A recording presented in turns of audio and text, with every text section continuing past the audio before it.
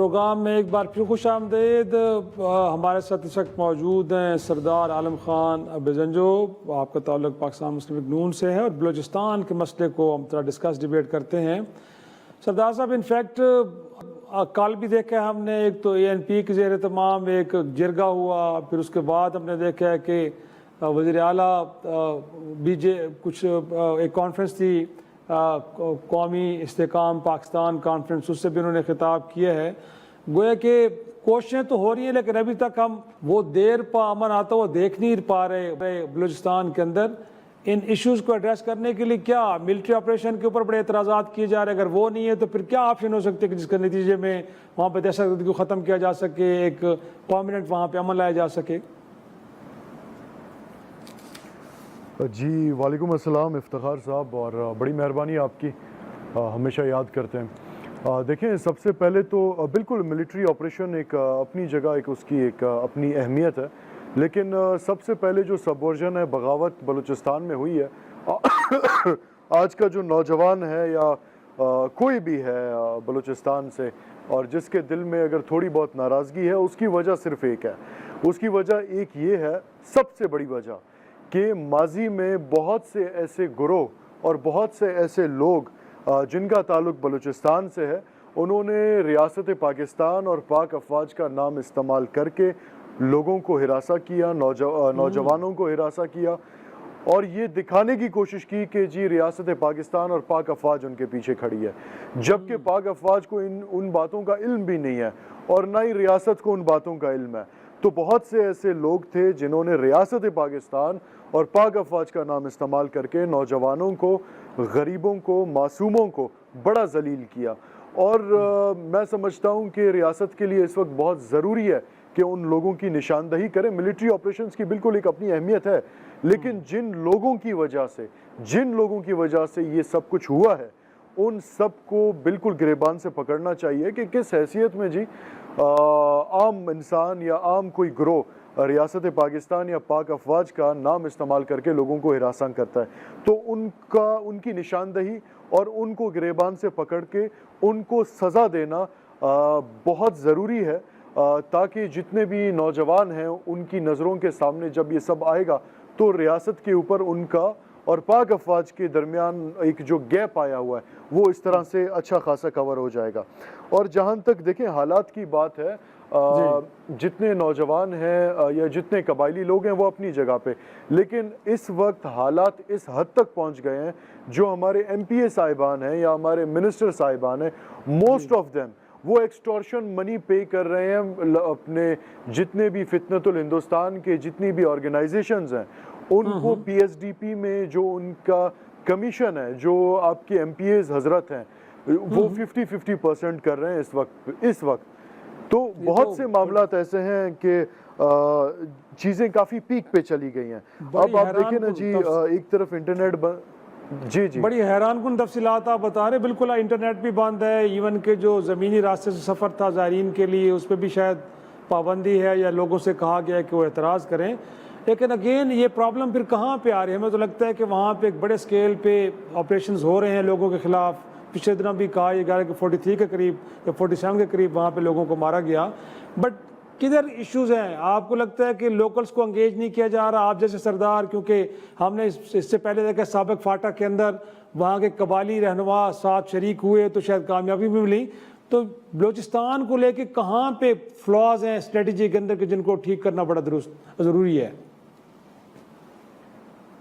देखें, मैं आपके इल्म में एक बात लाता चलूँ। अभी तक गालबन कम व बेश कोई 60,000 के करीब इस साल मिलिट्री ऑपरेशंस हो चुके हैं बलूचिस्तान में, और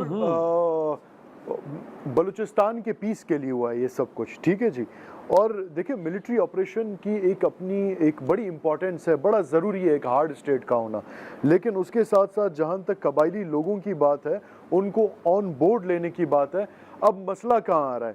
मसला यहाँ पे आ रहा है कि जी हमारे जो ऐवान बाला में बैठे लोग हैं उनको, अब मैं एक ग्राउंड लेवल की आपको बात बता रहा हूँ कि उनको अब तक सरदार और मीर में कोई फ़र्क नहीं नज़र आया, और उनको लगता है जी सरदार कोई अलग शख्सियत है, मीर कोई अलग शख्सियत है। मीर और सरदार दोनों एक ही हैं, दोनों का काम एक है। अब जी ये अजीब सी बात है, एक मीर जाके वहाँ पे कहता है जी सरदार जालिम है, सरदार फिलाना है, सरदार ने ये कर दिया, और यह सरदार जाके मीर को नीचे ऐसे करे। तो ये एक बड़ी अजीब सी बात है कि जी सरदार कहाँ पर हैं, आपके ट्राइबल लोग कहाँ पर हैं। देखिए ऑन बोर्ड लेना बहुत ज़रूरी है, जितने भी लोग हैं इस वक्त बलूचिस्तान के और जितने भी कबायली लोग हैं। देखें मैं हमेशा से कहता आया हूँ कि बलूचिस्तान में जो पावर है वो सेंट्रलाइज्ड है इस वक्त, तो बड़ा ज़रूरी है बलूचिस्तान के नए सूबे बनाए जाएं, बलूचिस्तान में जो लोकल बॉडी है उसको एक्टिव किया जाए। जितने भी पैरामीटर्स हैं, जितनी भी आपकी वो कहते हैं जितने भी डिपार्टमेंट्स हैं, सबको साथ लेके चलेंगे तो बड़ा बेहतर होगा। सिर्फ कहना कि जी मिलिट्री ऑपरेशंस, ये बिल्कुल हल नहीं है। Military operations, civil support with local body जो है उसकी इंगेजमेंट निहायत ही ज्यादा लाजमी है। नहीं ये सरदार साहब, ये बड़ा आपने अहम नुक्ता उठाया है। लेके चलेंगे तो इंशाल्लाह। सरदार साहब ये जो आप बात कर रहे हैं कि बलूचिस्तान को कुछ फेडरेशन यूनिट्स के अंदर गोया कि तकसीम कर दिया जाए, ये पब्लिक के एंड पे भी ख्वाहिश पाई जाती है कि बहुत बड़ा सूबा है, इसको तकसीम करके कुछ और यूनिट्स बना दिए जाएँ। तो ये आपकी ख्वाहिश है या अवामी ख्वाहिश, आप क्या कह रहे हैं सर? देखिए जी ये अवामी ख्वाहिश है। उसकी वजह यह है कि बलूचिस्तान में माशाल्लाह से पश्तून आबादी भी आबाद है, ठीक है जी, और पश्तून चाहते हैं कि उनका एक अलग सूबा बने, उनका अपना चीफ मिनिस्टर हो। फिर इसी तरह जो बिरावी बेल्ट है हमारा वो अलग, और जो बलूची बोलने वाली जितनी भी एक बेल्ट है सारा, उसका एक अलग सूबा बन जाएगा। तो सबके अपने चीफ मिनिस्टर होंगे, पावर डिसेंट्रलाइज हो जाएगी, और जितने भी फितनतुल हिंदुस्तान की जितनी भी ऑर्गेनाइजेशंस हैं, आप यकीन जाने इनका जोर काफ़ी हद तक टूट जाएगा। अब इसमें मसला ये है कि हमारी आबादी इतनी है नहीं कि नेशनल असम्बली में हमारी सीट्स कहीं ना कहीं मैनेज की जाए, लेकिन सेनेट के अंदर ऐसी प्रोविजंस बिल्कुल मौजूद हैं। कोई स्पेशल ऑर्डिनेंस या बिल पास करके बलूचिस्तान की खासकर जो अगर 3 सूबे बनाए जाएं वहाँ पे उनकी रिप्रेजेंटेशन थोड़ी बढ़ा के, कानूनदान तो मैं हूँ नहीं लेकिन थोड़ा बहुत वो कहते हैं हमें भी मालूम है, इस तरह का कुछ करके ये चीज़ बिल्कुल की जा सकती है। तो ये सर, लेकिन ये जो बात आप कर रहे हैं, ये वहाँ के चीफ मिनिस्टर तो ये बात नहीं करेंगे। उनका जो नैरेटिव है वो तो ये है कि अगरचे बलूचिस्तान के अंदर महरूमियाँ ज़रूर हैं, लेकिन लोग बैरूनी ताकतों के आलाकार बने हुए हैं। इफ्तिखार साहब माजरत मैं आपकी यहाँ पे बात काट रहा हूँ, महरूमियाँ बिल्कुल हैं, ऐसी कोई बात नहीं महरूमियाँ नहीं है। देखिए हमारे पास डेवलपमेंट अच्छी खासी हुई है, लेकिन मसला हमारे पास सिर्फ मैनेजमेंट का है। अब मैनेजमेंट हमारी ख़राब है, उस चीज़ को छुपाने के लिए ये कहना जी बलूचिस्तान में महरूमियाँ बिल्कुल हैं, लेकिन इतनी महरूमियाँ नहीं हैं कि उनको बुनियाद बना के हम कहें जी टेररिज्म इस वजह से है।